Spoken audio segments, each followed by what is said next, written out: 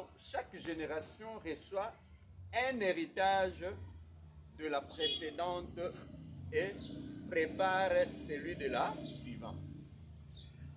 Donc, elobi boye na linga na ba étape nyonso ya vie eza na bato oyo bazalaka liboso eza pe na ba oyo baye na nsima. Maintenant na kati ya ba génération wana oyo ya liboso eleki etikaka pe mwa souvenir mpo na ba génération na ye wana ba oyo pe bakoya na nsima bakotravaille mpo ete batika pe héritage mpo na génération lisusu oyo ekolanda.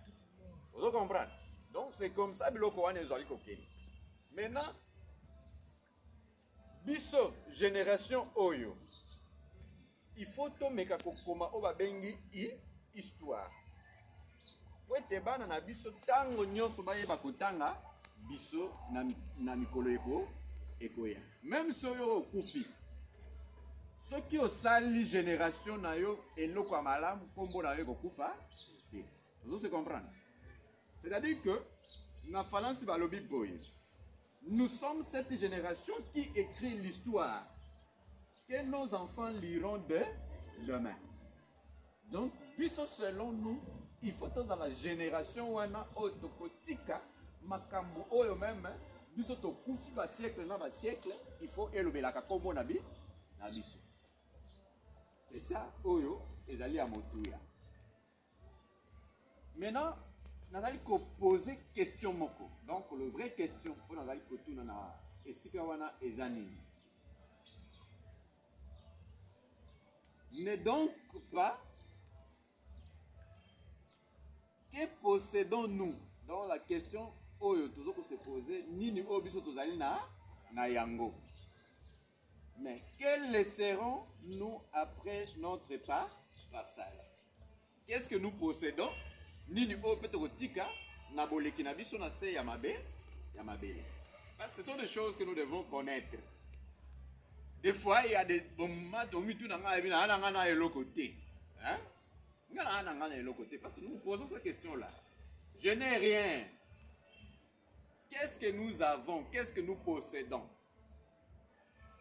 Mais la question qui te suit encore, mais que laisserons-nous après notre passage? Nini tokotika na sama bele na boleki na biso. Qu'est-ce que nous allons les laisser? Première de réponse que vous allez donner, l'héritage dépasse les biens matériels. Donc, la première rubrique, l'héritage dépasse les biens matériels.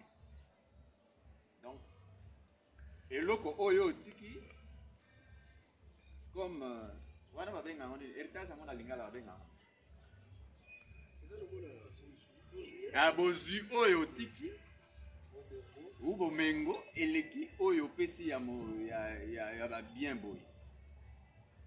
Maintenant l'héritage dépasse le bien matériel. Beaucoup pensent qu'un héritage est une maison. Bate belé de toza boy. Ce que non papa tikela biso héritage ndenge ndako ezali. C'est l'héritage. So batikela yango eza héritage te. Hein? Non batikela nga buka lupanga. Beaucoup de gens pensent que l'héritage est une maison, un terrain, une voiture ou un compte bancaire. Bate belé donc yango bakatisa la papa tikela nga ibo bozu. Mais ce n'est pas ça l'héritage. Ces biens peuvent être utiles. Hein? Vous comprenez? Il y a certains auteurs qui disent que vaut mieux m'apprendre à pêcher que de me donner un poisson. C'est-à-dire que bien wana nyonso et anango mabete pour na survivre. Mais ces biens peuvent être utiles, mais ils peuvent disparaître. Hein? Babiloko oyo bakotikela biso yango mwa ambiance ya mokepe nyonso pe esili otikali maboko pa. Donc il faudrait kozana d'âge wana que vaut mieux m'apprendre à pêcher que de me donner un poisson.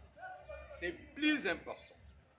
Lelo oyo même ba parents na biso ou bien ba bana na yo soki olobike no nga na atia compte bancaire natikela bana wana mbongo lera komona mbongo wana nyokemele yango te akosala ambiance lera ekosila yo nde moto osungi ye po anyokama ozo comprendre donc il faut tozala na idéologie wana en revanche donc na nsima na yango qu'est-ce que nous pouvons faire un enfant qui reçoit une bonne éducation le respect de la vérité le goût du travail et le sens du service possède une richesse qui l'accompagnera toute sa vie.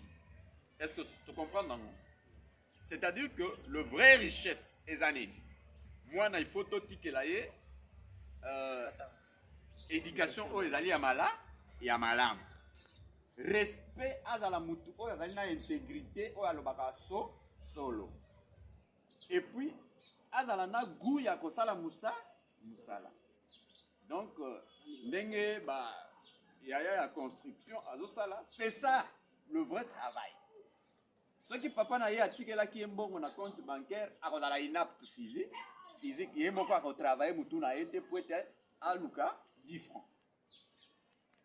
Et l'essence de service possède une richesse qui l'accompagnera toute la vie. Donc, ceux qui oyekoli mosala wana nde ezali bozwi kole quand même ndako oyo tata tiki parce que libengeko ya a open ndako oyo ekei. Maintenant ceux qui ekei olobi bozwi oyo papa atikela nganga pe na kufina na ngai parce que tu n'as rien appris pour te faire survivre yo na vie na yo oyo et ko continuer. Donc, il faut tous alana biloko wana. Le plus grand héritage est donc celui qui transforme une personne ou une société. Donc, vrai héritage des années. Et le coco est allé pour bongolisa moto. Vous comprenez? Vous allez pour bongolisa moto, to environnement nae oyo azali. C'est ça le vrai héritage. Et faire changer moto. Moto azalaki goigoi paresse abandiko kosala musala ebandiko pesa ye vie okomona moto azalaki na chemise moko lobi akosomba deux chemises akosomba moi lipapa bien et c'est ça parce que musala ezoko produire quelque chose de plus important nde yango ezali ya motuya. Deuxième point nango, la jeunesse regarde votre exemple ou notre exemple.